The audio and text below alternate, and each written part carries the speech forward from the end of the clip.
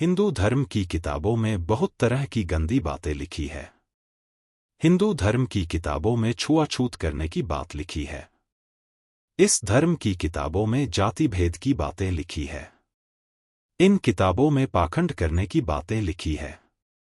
हिंदू धर्म की किताबों में मनुस्मृति सबसे अधिक गंदी किताब है। गीता में भी गंदे विचार है। मनुस्मृति में छुआछूत की बातें हैं।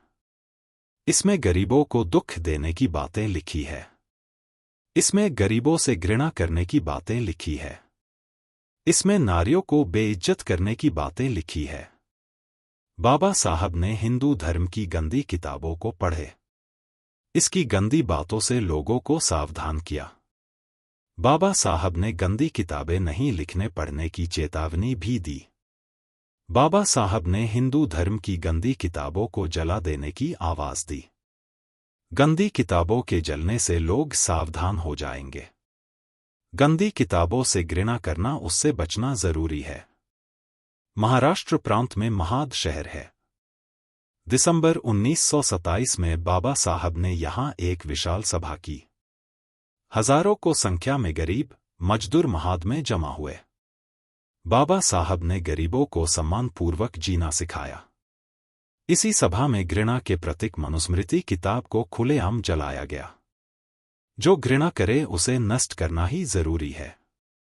बाबा साहब ने एक ऐसी किताब को जलाए थे जो मनुष्य को ही कई वर्णों में विभाजित किया गया था, जो कि बहुत ही गलत था।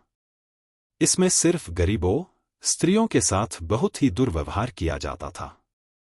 आज हम लोग जो भी है, सिर्फ बाबा साहब डॉक्टर भीमराव आम्बेडकर जी की वजह से जीना सीख पाए हैं और शान से अपनी जिंदगी जी रहे हैं।